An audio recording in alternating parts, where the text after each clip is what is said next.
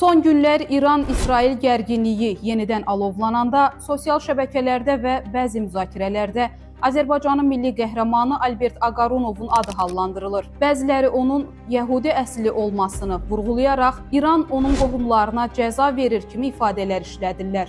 Bəs bu cür yanaşma nə dərəcədə doğrudur və nəyə xidmət edir?